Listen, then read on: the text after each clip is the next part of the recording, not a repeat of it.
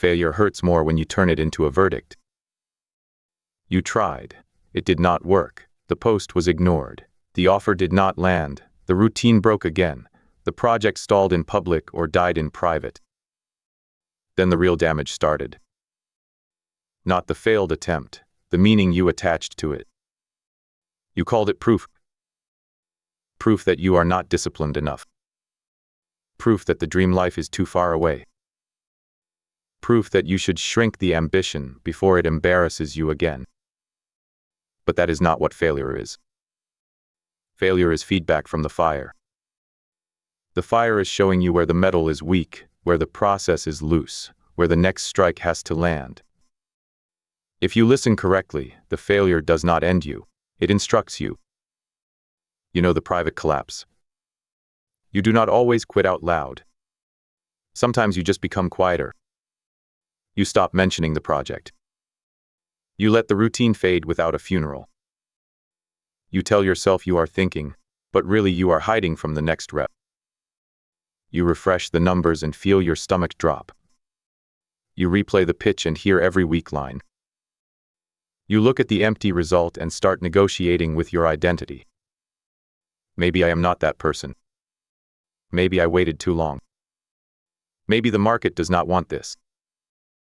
Maybe I was arrogant for believing I could build something alone. That is the dangerous moment. Not the miss. The moment you let a missed rep rename you.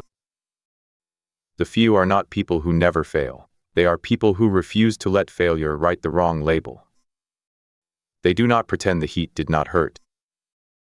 They stand close enough to inspect what the heat revealed. Inside the forge, the fire is not sentimental. It does not care about the blacksmith's intention.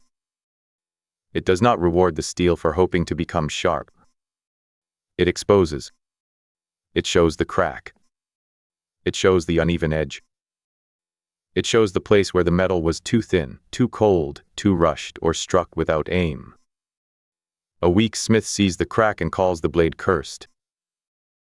A real smith sees the crack and asks a better question. Where did the process fail? Was the heat wrong? Was the timing wrong? Was the angle wrong? Was the strike too soft? Was the cooling too fast?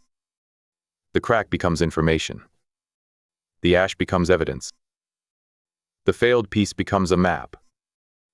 That is what most private builders miss. They want feedback to feel kind. They want the market to whisper encouragement. They want the algorithm to applaud the first version. They want the client to understand the offer before the offer has been sharpened. They want consistency to feel natural before the routine has been forged. But the fire does not flatter unfinished metal. The fire tells the truth. If your post got ignored, that may not mean your voice is worthless.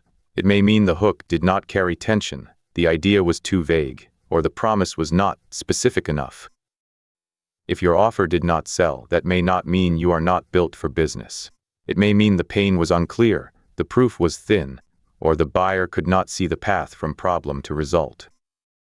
If your routine broke, that may not mean you lack discipline. It may mean your environment was still training the old version, your schedule had no protection, or your standard depended on a mood. If the project stalled, that may not mean the dream is dead. It may mean the next step was too large, the system had no checkpoint, or you were trying to carry 10 moves in your head. Failure is brutal when you ask it the wrong question.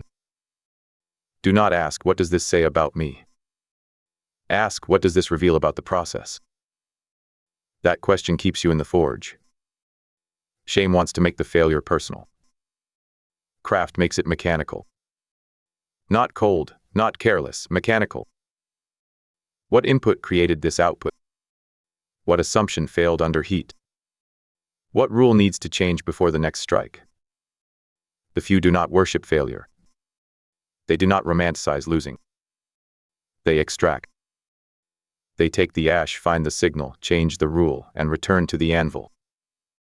Here is the practical turn. Tonight, do not write a dramatic journal entry about being tired of starting over. Run an inspection. Choose one recent failure. One launch that missed. One post that disappeared. One workout streak that broke. One sales call that went flat. One promise you did not keep. Then write 3 lines. Line 1, what happened without drama? Make it plain. The post got 20 views. The offer got no replies. The routine broke on day 4. The video did not get finished. No poetry, no identity story, just the event. Line 2, what signal did the fire reveal? Do not attack yourself, inspect the process. Was the next step unclear? Was the hook weak? Was the promise too broad? Was the task scheduled in the wrong part of the day? Was the system depending on motivation? Was the audience pain assumed instead of proven? Line 3, what rule changes tomorrow? This is where most people fail again. They collect insight and never convert it into structure. You need a rule. If the hook was weak, write 10 hooks before posting one. If the routine broke at night, move the work to the morning. If the offer was vague, rewrite it around one painful outcome. If the project stalled, define the next visible checkpoint before you sleep.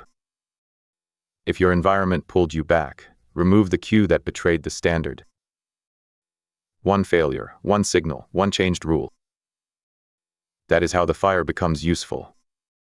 You do not need to rebuild your whole identity tonight. You need to protect the next rep from the same mistake.